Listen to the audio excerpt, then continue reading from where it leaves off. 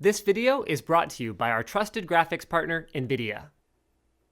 Welcome to my unboxing and first look at the Corsair Vengeance M65. It uses the same overall shell as the M60, which they released quite a while ago as one of their first forays into the peripheral world. So the M60 and the M90 were Corsair's first gaming mice, and they've basically taken what was already good about the existing models and improved on them in a couple of subtle ways. So, well, actually, the first way they've improved on them really isn't that subtle at all, and it's now available in 3 colors as opposed to 1. So we've actually got all 3 of them here today. The one I'll be unboxing is a military green, whereas it's also available in the traditional black, as well as kind of like a sweet stormtrooper white. And it looks like what Corsair's going for here is no matter what Corsair case you have, you can pretty much get yourself a Vengeance M65 to match it. Packaging is pretty straightforward, so it's just got a plastic shell within a cardboard exterior. So there you go, it's just a molded shaped thing. You pull out the mouse, and that's pretty much all that's included in here. So there's a little bit of documentation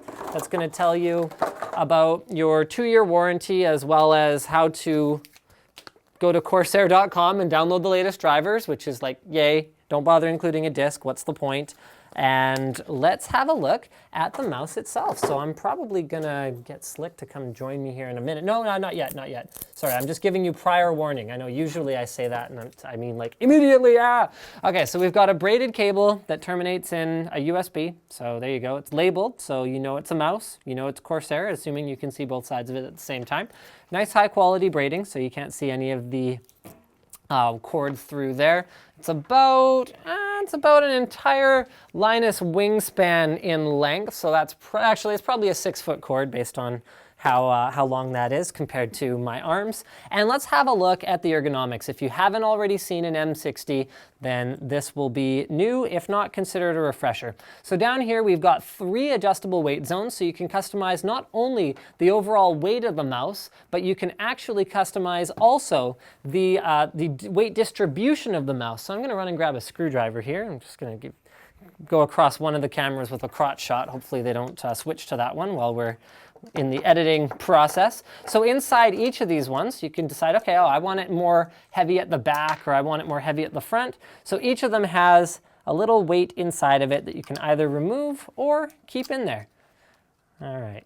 We've also got polytetrafluoroethylene, I think is what the actual name for it is, but Teflon Slippy Pads all over the bottom of the mouse. I love seeing nice big Slippy Pads. I don't think anyone but me calls them Slippy Pads, but whatever, because it just means they're going to be less likely to wear out over time. It doesn't actually affect how slippery the mouse is on your mousing surface, it just affects how long it takes for them to wear out. So there's actually 5 of those on the bottom, as well as, check this out, so there's a solid aluminum body to the mouse that makes it extremely rigid in the hand and actually also contributes a little bit of weight to it as well. Another big improvement they've made over the M60 is that the laser has been replaced with an Avago ADNS 9800 sensor, so that's capable of up to 8200 DPI, which, let's face it guys, is only really going to be useful for you if you're running like a surround monitor setup or very high resolution monitor, because other than that, you're probably going to turn that sensor down and yeah, you probably won't use it to its full potential, but it does have other cool features as well. So you can adjust things like your lift distance, you can adjust angle snapping, you can do surface testing with it. It actually can adapt to different surfaces quite easily. So, I mean, yeah, there's still advantages to having a high-end laser. It's not necessarily all about DPI. It just happens that a high-end laser tends to have high DPI because people want better numbers and all that good stuff.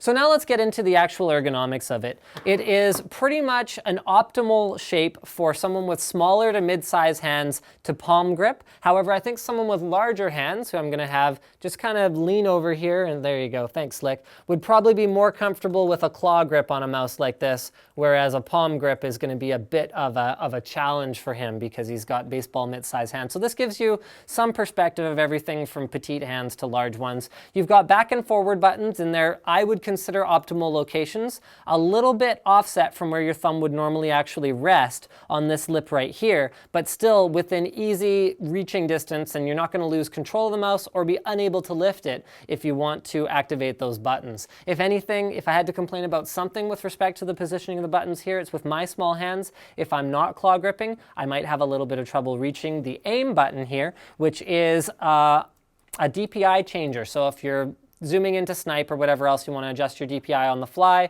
you just press that button and you're ready to go. So moving up to the top of the mouse, we've got our DPI adjustment buttons as well as indicator LEDs and a solid metal scroll wheel that actually feels quite nice. It has a fair bit of heft to it. So Corsair's also updated their software. They've got a second generation control panel that they've added now. The early software for the M60 and the M90 was not very strong, but it's actually improved a lot over the last little while. So if you have an M60 or an M90 that you've shelved, it might be time to bring it back out and give it another crack, because the overall build quality of the mouse is solid, and as long as the software is up to snuff, then it does give a very good gaming experience. So thank you for checking out my unboxing and first look at the Vengeance M65 from Corsair. Don't forget to subscribe for more videos like this from Linus Tech Tips. That was the wrong outro. It's okay. Yay, subscribe. Thanks for watching. This video was edited on a workstation powered by Kingston Memory.